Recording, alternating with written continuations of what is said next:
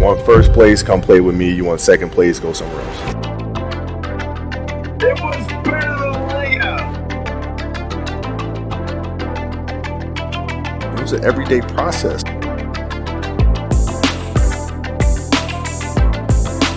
Coffee's for closers only.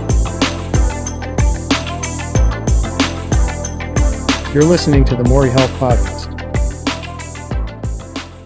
Yep, it's recording. My guest today is an exercise physiologist, a master in international public health, has completed courses in Harvard, has worked for the United Nations World Health Organization, sat on the Exercise and Sport Science Australia New South Wales chapter board, owns and operates her own exercise physiology business based out of the Eastern Suburbs of Sydney, but consults internationally. She loves teaching, and so she runs health professional networking events and workshops for mums and bubs. She is a mother of 3 beautiful daughters. Please welcome my mentor, Mia J. Hey guys. Hey Rob. Hey Mia, thanks for coming on. I really appreciate it. So first and foremost, what is Mia's Health and how did it come to be?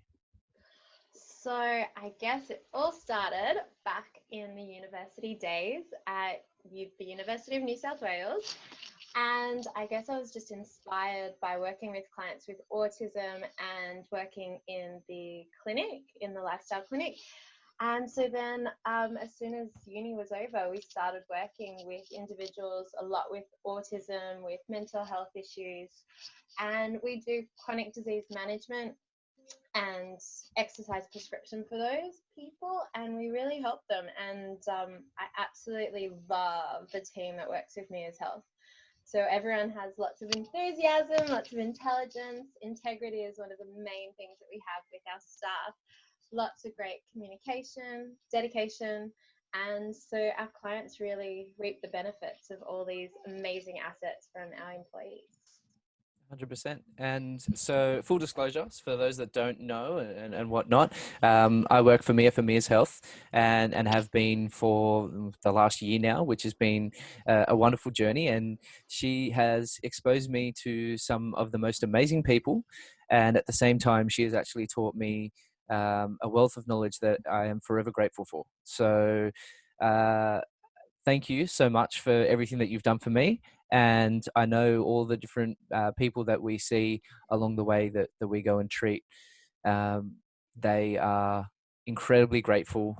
Even if some of them can't express their gratitude, they are blessed to have you, not just as their health professional, but just to have you in their life, because the joy that you bring to people, the bubbly personality that you always have, the positivity that you bring to the room is wonderful.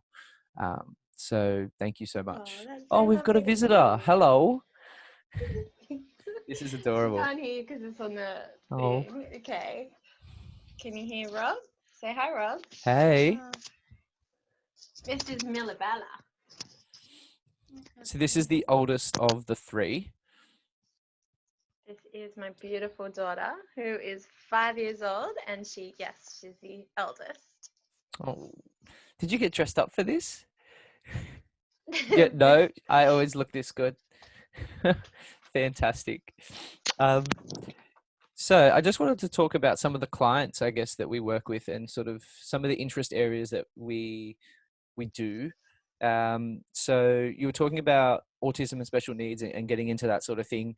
I just want to share some highlights that I've sort of gone through along this process and who I've been working with. So when we talk about this sort of thing, a few people pop into my mind that I've got.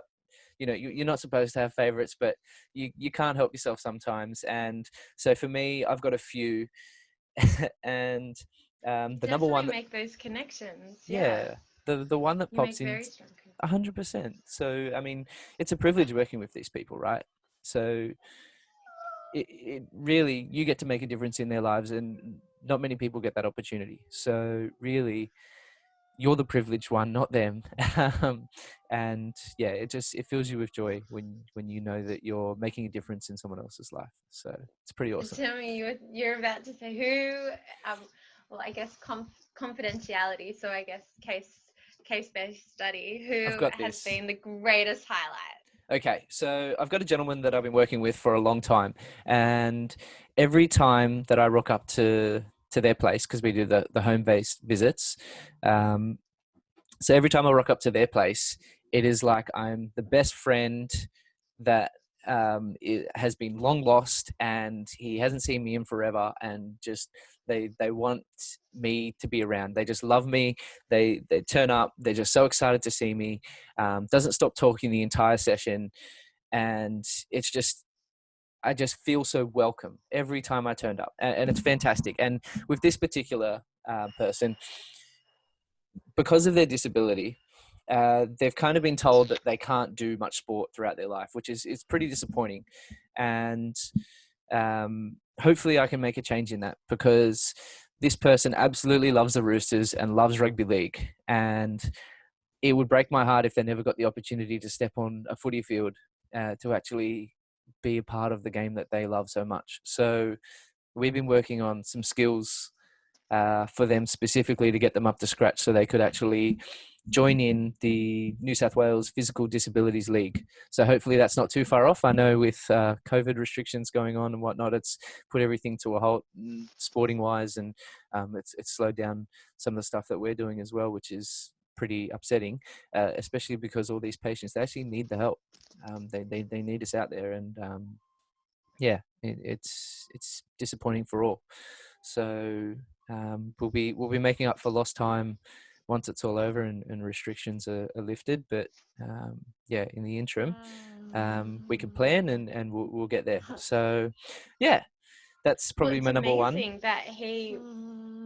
It'll be amazing that he'll be able to participate, because with his conditions, having schizophrenia and autism and chronic disease, we're definitely managing those medical conditions and getting them started. Okay, did you want to say something? Okay. Okay. My darling Mills, thank you for joining us.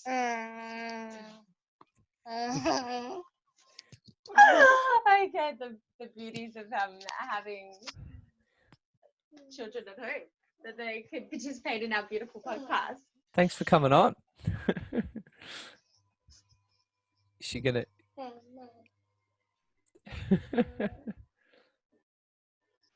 She just wants your love and attention, which is wonderful. She does. Millie, do you want to go show that to? Can I hold that? Because that's mine. What is that? It's the ESSA Award back in 2011, winning Exercise Physiologist of the Year. Just casually have that lying around. Well, we have it in the room. That was one of my greatest achievements. So that was amazing. Winning that at such a young age, that really set my career expectations a little bit higher. So I had to reassess, make new goals, and definitely a high achiever. So I love achieving more. So I guess, how did Mia's Health come to be? Yeah, so just after uni, working with that client with autism just sparked my ambitions to set up. Well, I always wanted to have my own business. And so then after having that, I really wanted to specialize in special needs. I absolutely love the sports development side as well. So Rob, you worked with one of the mountain bikers. That was incredible. Just seeing their fitness. Gosh, elite athletes are incredible. And I love having one-on-one. I've learned to do the paperwork conscientiously, but more than anything, I love being with my team, and I love being with the clients more than anything in this world. I love being face to face, and I've always known I wanted to be a bit inside an office and outside. So this gives you that variety to perform and excel. And as an exercise physiologist, the opportunities are so vast. There's so many things that you can do with our qualifications. That's awesome. That's awesome. And I guess we'll flip it on its head. So I got to share some of my highlights. Can you share just one of yours? Because I know you have so many. In terms of career or clients? Both. One of each. Wow. Okay. Client. well, I think that one with autism that I first saw at university in the lifestyle clinic, that's definitely been a highlight because I learned how to really, I guess I've had personal experience being a mental health carer for most of my life. And then when I had this child, so I specialize in pediatrics, and when I had this child come to see me, we worked out this amazing program, and he would always be, miss me, and look how much I've achieved. And we'd do the strength and endurance, and we'd make all the structured program into a game so that he actually enjoyed what he was doing. And the best part is what I guess you know, and everyone knows, part of the team is we make it fun so people don't realize they're exercising and getting those benefits of life expectancy increasing and oxygen uptake and stronger muscles and being more flexible. So all of those benefits, and that's probably the highlight, seeing that client excel and excel time after time without even realizing it. That is definitely the highlight. And you see that that just is the common theme with all our clients. We see them for years, and no matter how many times you see them, week after week, they're improving and improving. Sometimes you see results rather quickly, like especially on an initial consult, you see that connection and that rapport develop. And then the next Oh, hold up, Mia. see they're improving. Yeah. Mia, could you just say that again? Sorry, because I think it just lagged a little bit. That's all. Just the internet. And I don't know if it's yours or mine. Probably mine. Where did you get up to? It was literally just the last two sentences. Ours too.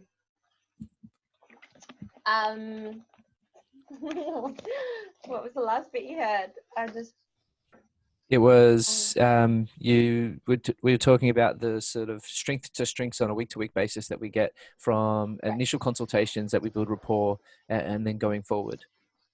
Yeah, so definitely, like you see, so seeing the benefits, you see them right from the start, and it just changes. So from the start, you see that development of that, connection with the client, and then the week after that, you'll see they increase in a skill or a strength-based activity, and then the week after that, you see like you can apply games like you did for Christmas and Hanukkah, and you had that obstacle course, and that was incredible. They're learning how to balance. And that particular client that you're speaking about, that balance just it rockets. And then the parents come back and say to us, like even he's a grown man, the parents are just like, wow, that's incredible. We've noticed in lifestyle and everyday tasks he's just flourished. And that feedback just makes us want to, it highly motivates us to continue doing what we're doing to help people in their everyday tasks and just improve that quality. And that's just one example. We get that many times a week, across the week, every week. So it's a pretty rewarding industry to get into, which is pretty wonderful. So talking specifically about some of the other things that you do with Mia's Health, and you can pick, which one do you want to go down first? Do you want to go down the professional side, or do you want to talk about the workshops that you teach in terms of mums and bubs? Well, the workshops that I teach, so I can tell you a little bit of story about that. So that's something that I love teaching, and the opportunity arose after I had a child. Well, I fell pregnant, and basically the GP said to me, don't do any more exercise, just stop, just walk. Who is this GP? I know, right? Blacklist. And then I was like, surely there's going to be a better way of continuing exercise, because I'm sure all those benefits that you gain for a healthy person non-pregnant, I'm sure they exist in pregnancy, and even more for the fetus and the mom.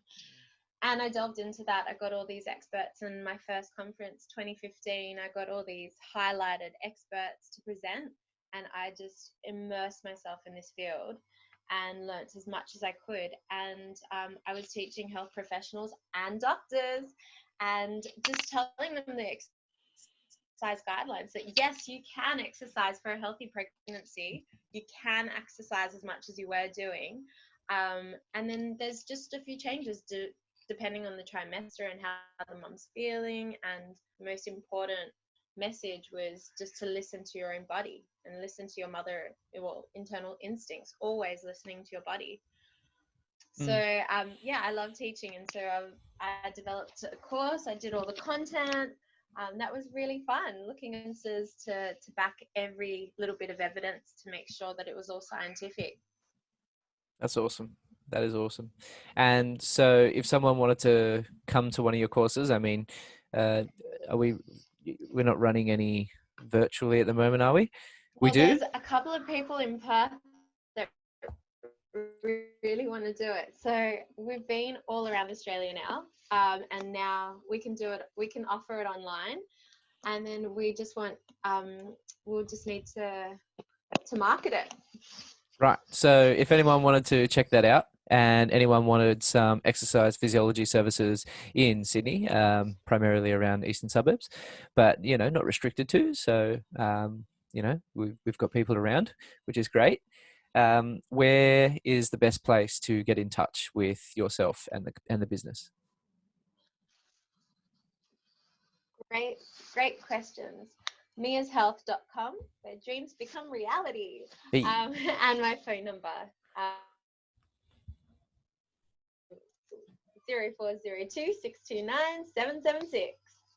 Okay, there you go. There you guys have it. So if you need some help, go to that. But we'll go over that again a little bit later, so people can make sure they get those details down.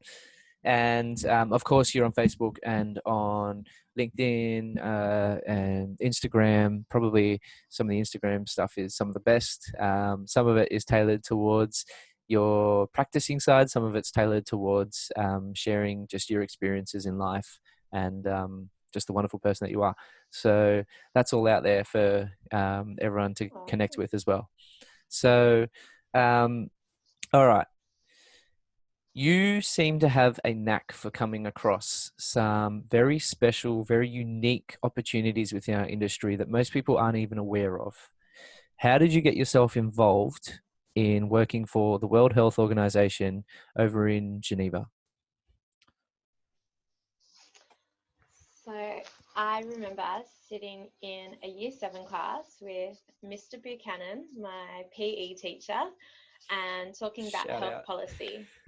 Yeah, hey Mr. D. And that's when I made my goal. I said, I want to work at the WHO. I want to work with WHO. And as soon as I put that as a goal, I was highly motivated to achieve that result. And so I did whatever it took to get there, getting good grades, getting into a university course that will be complementary of the work that we do over there, and huge ambassador over here for EP, huge. So when I got the role, I was just over the moon, and so excited to get to Geneva, Switzerland, one of my favorite places in the world. It's just so beautiful there, everything, the landscape. And I had an incredible supervisor, and that was Dr. Euston. He was fantastic, and he supported me in so many ways to just excel in all the roles that I had. And I also had the pleasure of interviewing Dr. Timothy Armstrong, and Aussie.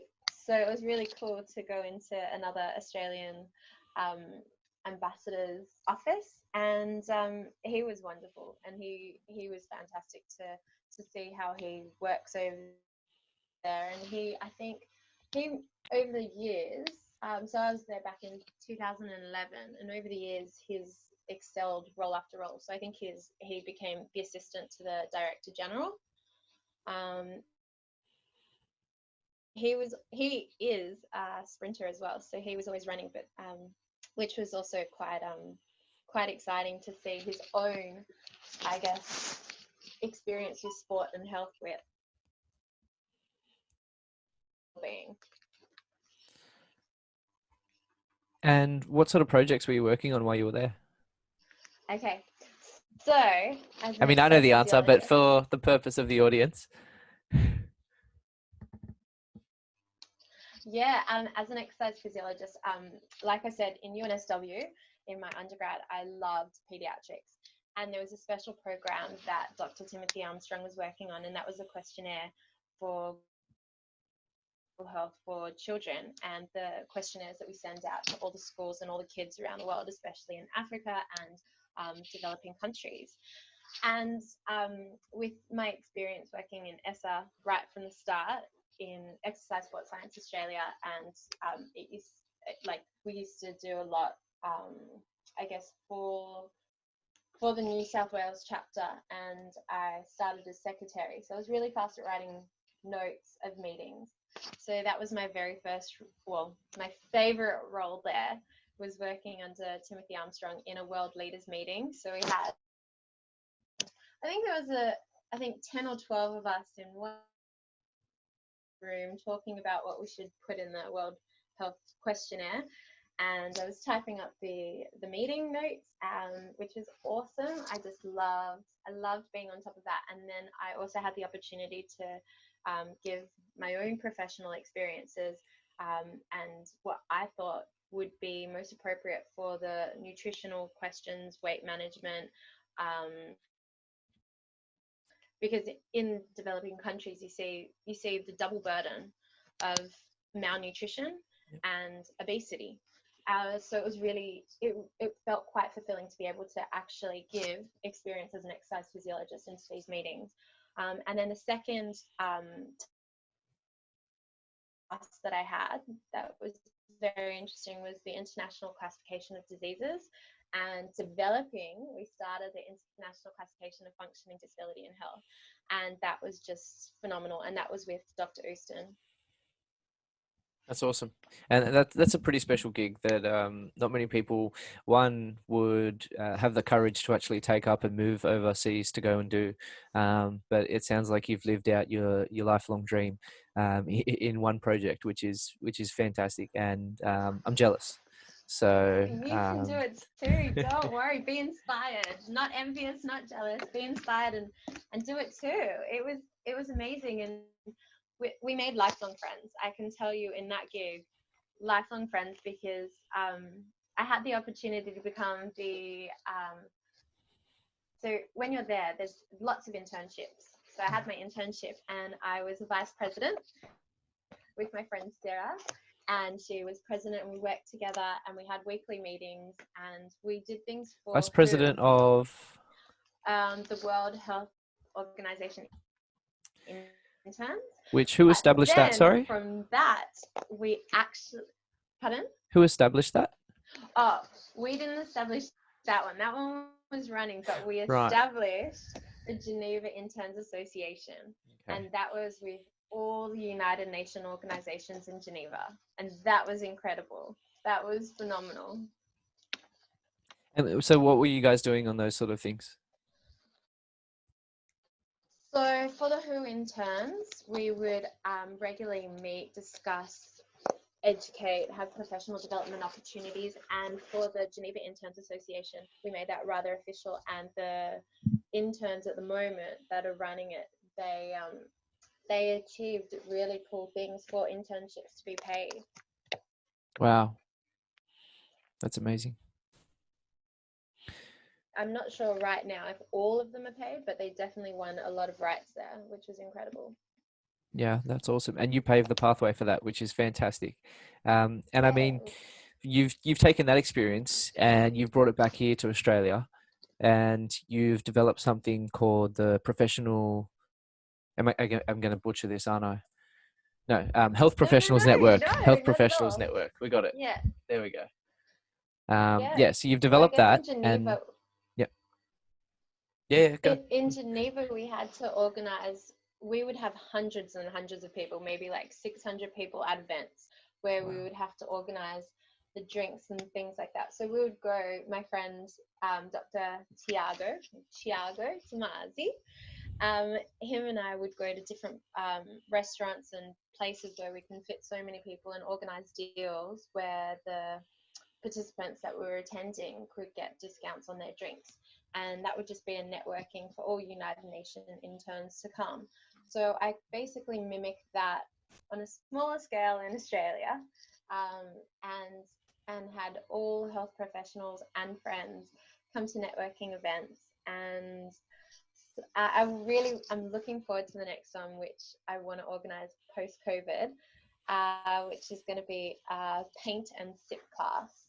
So drinking water, wine, beer, whatever your choice is, and painting. I mean, didn't have to twist my arm too hard for that one. Yay. Okay, so off the back of some pretty special opportunities that you come across, is there any opportunities that are out there now that you might not necessarily take yourself, just because of your own situation, but if those limitations weren't on you, you'd go, oh, that would be something that interests me, and that's something that I would go for, or someone else should go for? Well, currently, as you said, I love running Mia's Health as a company here. It's phenomenal. I really enjoy the client interaction and working with the staff. I just absolutely enjoy that.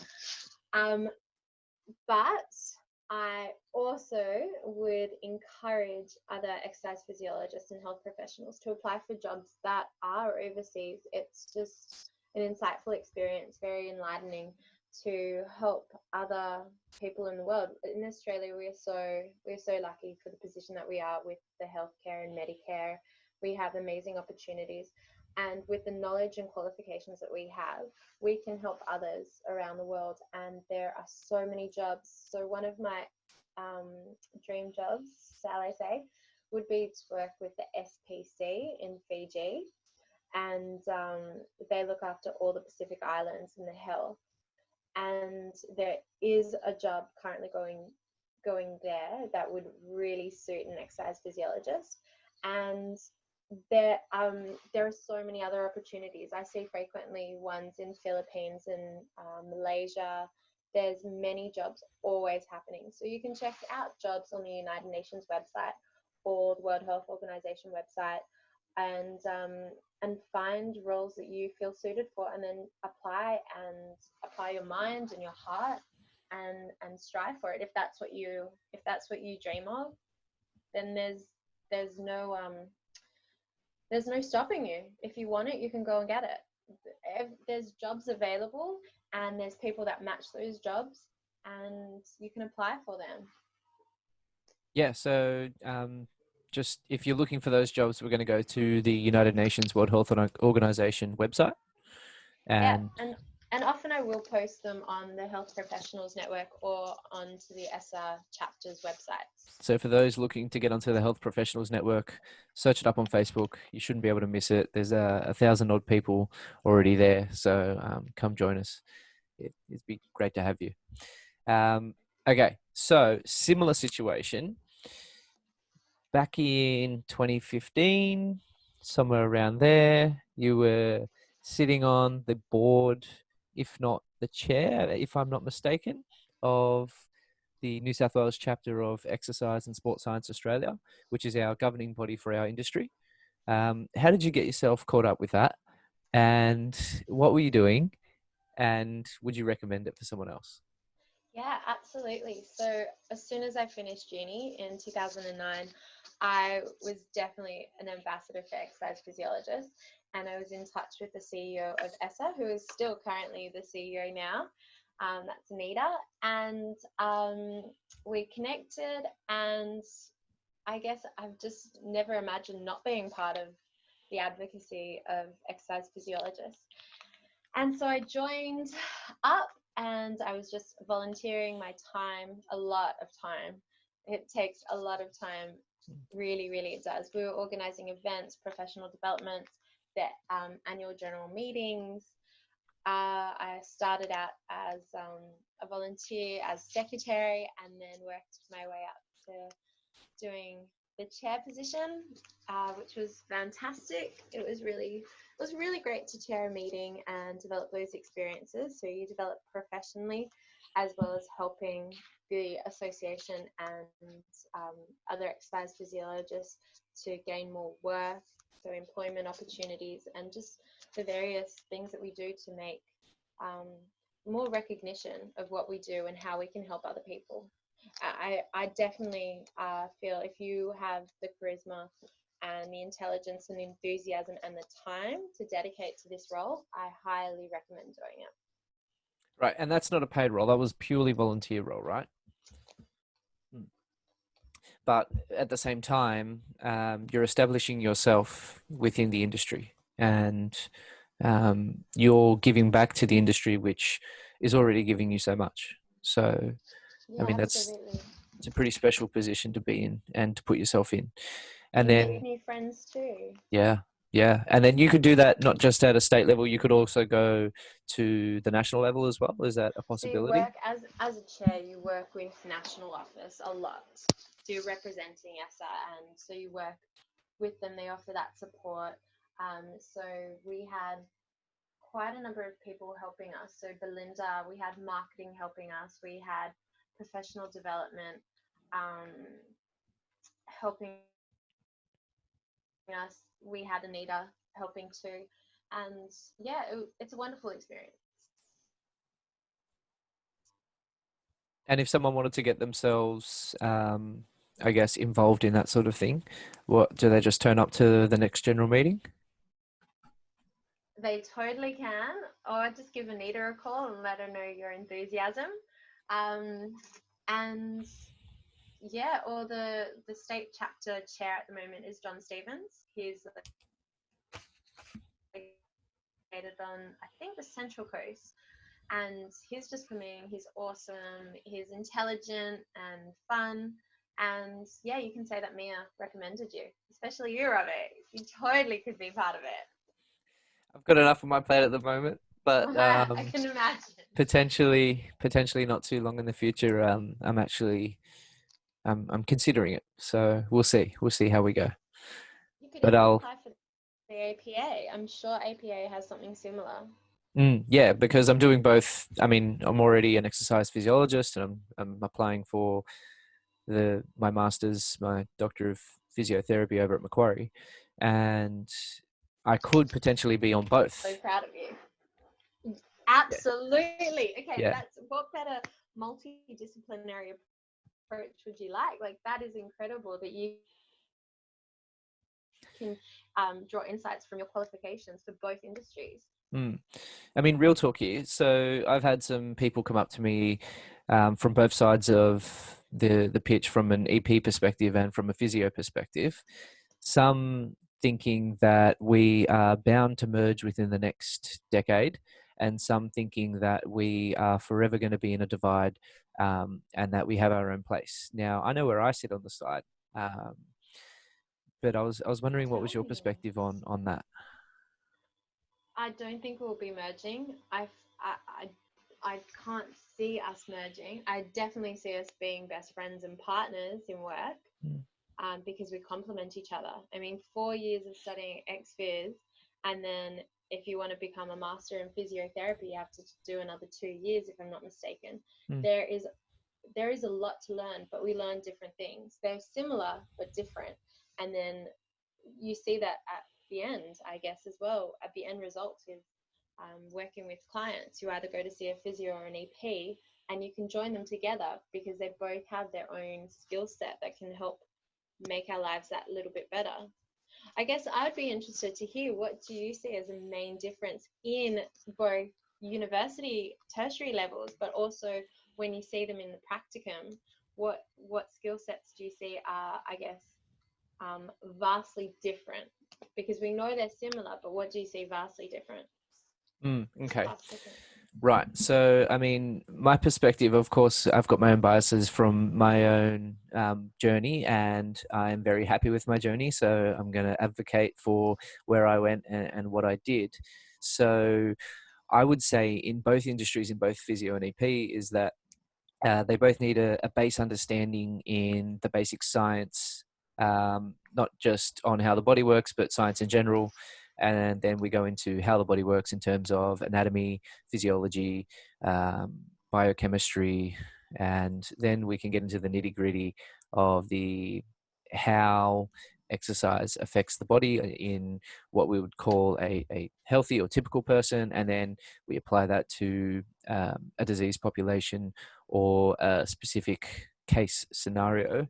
And generally, we're looking at a more long-term healthcare uh, avenue with an EP perspective, whilst when we do physio perspective, yes, they can do long-term care, but generally they're doing more acute care where someone has an initial injury, or this is the first diagnosis, or they're in hospital, and they have their own very unique places. Now, at the moment, there's some roles that I think are being taken up by physios that EPs could take, and vice versa with EPs. And I think as health professionals, we need to recognize that we're in our scope of practice and that we're actually doing what we need to do. Just because you've been doing it for so long, does it necessarily mean that that's where we should be? And are we the best trained, and are we the best professional for that role? And then I can think of a few specific examples. Potentially in when we do cardiac and pulmonary rehab at the moment, that's just filled with nurses and physios. Now, with the training that I've had in both physiotherapy and in exercise physiology, I would argue that an exercise physiologist is the most well-equipped health professional out there to help these sorts of people. But unfortunately, traditionally, they don't fill that role. And so they don't get that role generally. So that would be something that I'd be interested in seeing change in the future. So that's, of course, my personal perspective, but it's something that I think needs to happen long term, and possibly will happen. The other thing, I guess, is obviously So what was that? do you think the professions would merge, or do you think they'll stay uniquely beautiful, to put it? I think there needs to become. It's going to go one of two ways. I think they should stay separate. I definitely think they have their own places. If you were asking, in an ideal world, how would I do things? How would I set up a university degree so the industry's best prepared for every situation? I would almost make it mandatory for everyone to do an exercise physiology degree to get into physiotherapy. Wow, okay. Yeah, because I feel like the skill set and knowledge that I've been blessed with the pathway that I've come across is so necessary, and just the depth of knowledge that you get exposed to, and the different experiences you get, puts you in a different perspective in terms of how you're going to treat a client, and what approach you're going to take. And I would almost advocate for people who are undergoing a medical degree, becoming a doctor of some fashion, that they would go and undertake an exercise physiology course as part of their course, and potentially a physiotherapy musculoskeletal course as well, not just looking at how they would do things from a doctor's perspective, but actually put them in a physiotherapy course and an EP course for a semester so they understand where we're coming from. Obviously, they're not going to learn all the different skills that we go through across the years that we learn it, but at least when they actually see those patients in front of them and they have someone with a musculoskeletal condition, they would know to best refer them to either an EP or a physiotherapist, and not necessarily go down the orthopedic role and fill them with various injections or medications that generally you can debate that they're unnecessary, and that you're going to get a better result long term by taking a more conservative approach. I'm so happy you brought that up. That brings me to one of my favorite bosses in the world, Professor Adrian Bowman. So he is a huge advocate for physical activity and avoiding sedentary behavior. And often we find in the corporate world, people are sitting at their desk for 8 hours straight, hardly standing up, hardly walking, hardly, having an active lifestyle. And he showed me one of the best marketing things in the world. I think it was from Venezuela, and in South America, they had come up with this amazing commercial where they had a pill and a pill box, and on the pill box it said exercise is medicine, and basically, here, take exercise as your prescription, take it 3 times a day, 10 minutes for each duration. And it was just fantastic that they were prescribing exercise for everyday life to improve the activity and the lifestyle benefits of being physically active rather than living a sedentary lifestyle, which is quite morbid. Mm. I think that also brings up another thing of mine, that I guess a pet peeve, in that when people that need the help, and obviously they go to see their doctors for as their primary care, which makes sense, especially when you've got a condition that you're concerned about. They're the go-to people. Don't get me wrong there. If it's a musculoskeletal condition, I'm a bit, go to see your physio or your EP.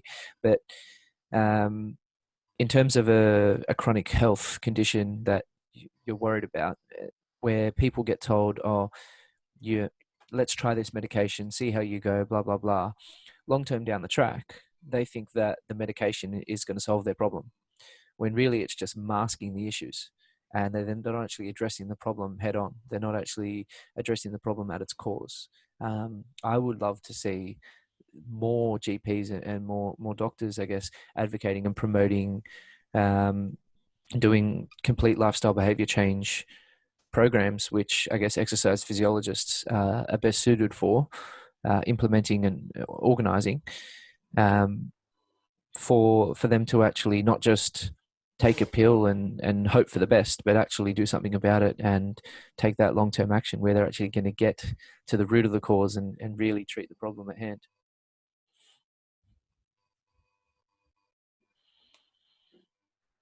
Do you get all that? I did. Yeah. There's a bit of delay in the in the connection, but yeah, I agree. Yeah.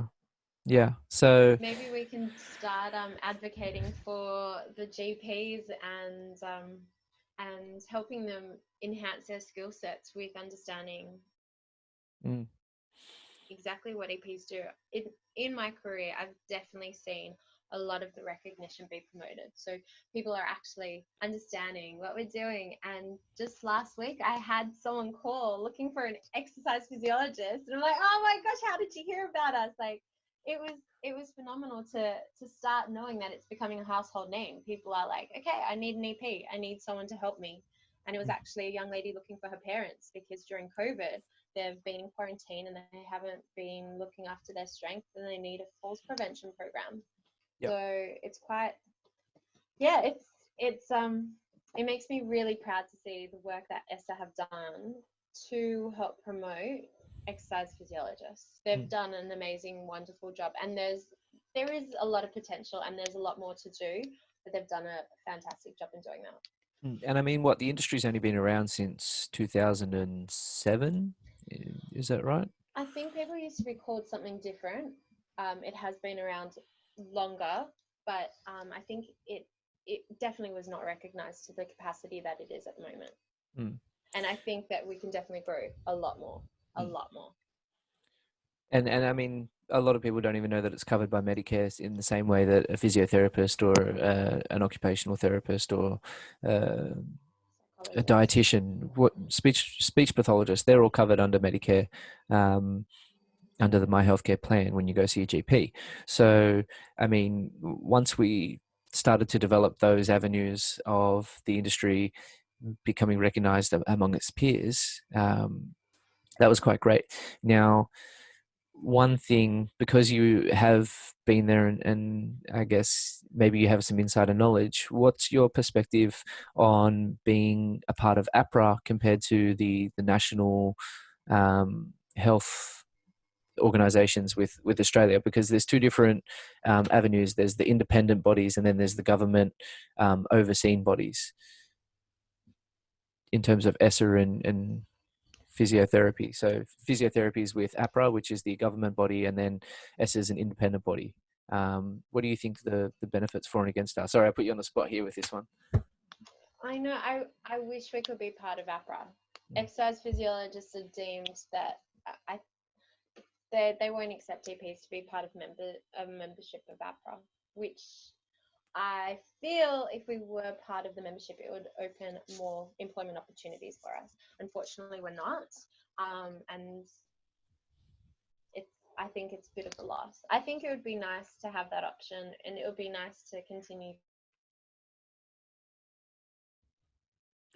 as a membership because they're a wonderful association.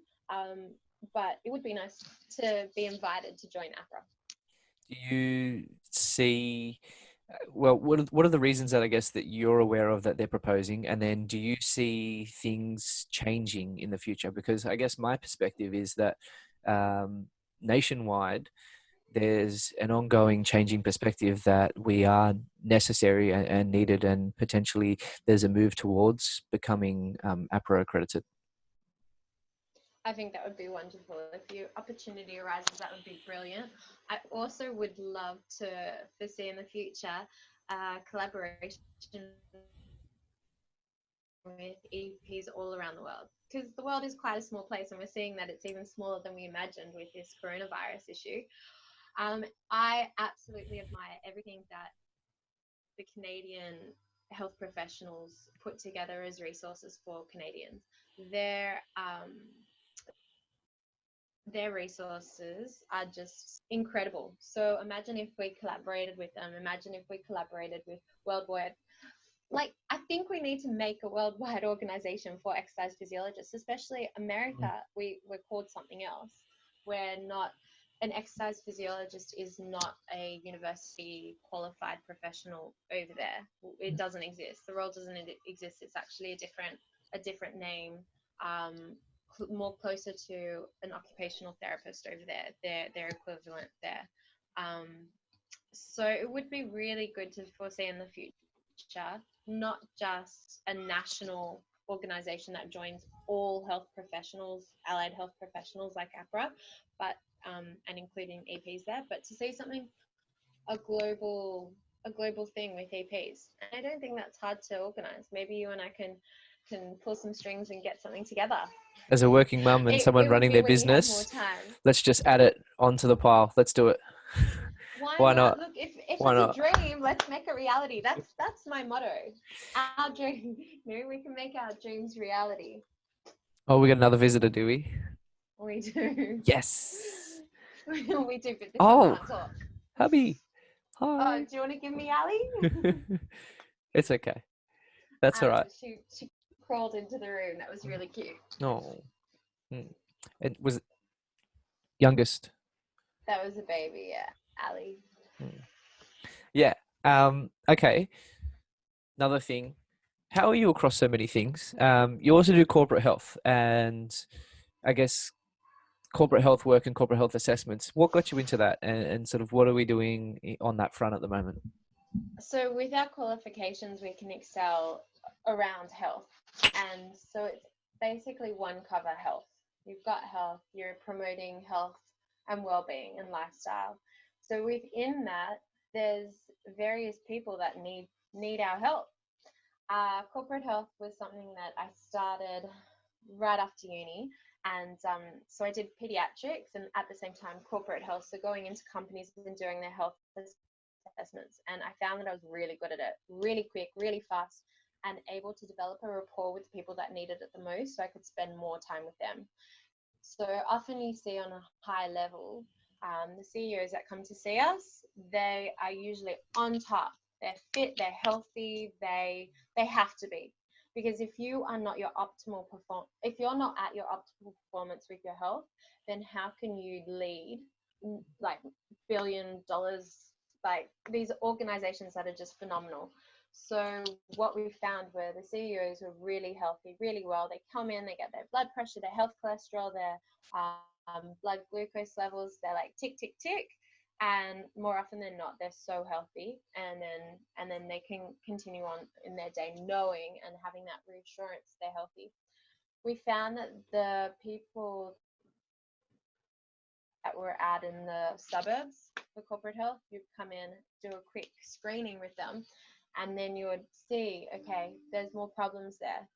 They're not looking after themselves first. More often than not, they put their job on a hierarchy, and they need to realize that they're such an asset to their business, they have to look after themselves first. So what we do, we develop programs to help them, bring them back to prioritizing their own health and their quality and lifestyle.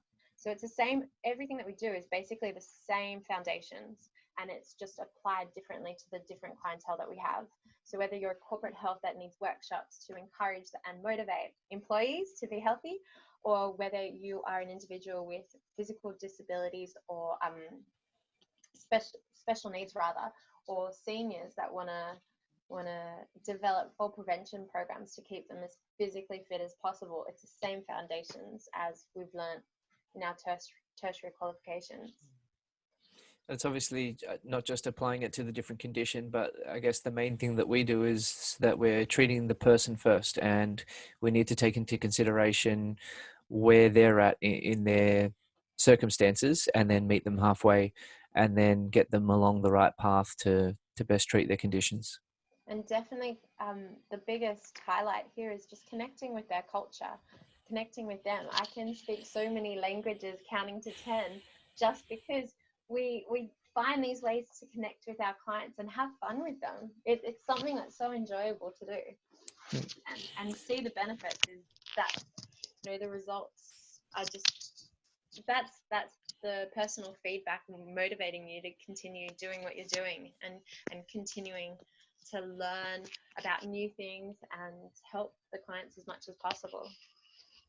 I think that's a pretty good spot to leave it on. Now, before we go, if a CEO wants to reach out and do some corporate health assessments with you, again, miashealth.com, right? Send us an email and you'll get back to them as soon as possible, and trying to work out the details of that, especially after all this COVID-19, and checking in when their workers go back to work, and actually full steam ahead. It'd be necessary more than ever to actually get them back on track and get them in the right frame of mind. Well, I guess you could also, take an initiative and an opportunity on this circumstance and offer online assessments, as well as online learnings and workshops and fun things for all clients. But I guess the ones that need it the most are the ones that are not as mobile, and they're the ones that are quite essential to do face to face. And I mean, not just corporate health, but anyone that would like to reach out and get the wonderful services of Mia's Health, please look us up on whatever you feel comfortable. Let it be Facebook, Instagram, Google. Just Google Mia's Health and you can't miss it. So we hope that those listening got something out of it. And Mia, thank you so much for coming on board. It's been wonderful. I really enjoyed this. I hope you did too. Thank you. Definitely. Thank you so much for organizing this. You're amazing, a phenomenal leader, and I can't wait to see where your career goes. I'm so excited. Thanks, Mia. Bye. See ya.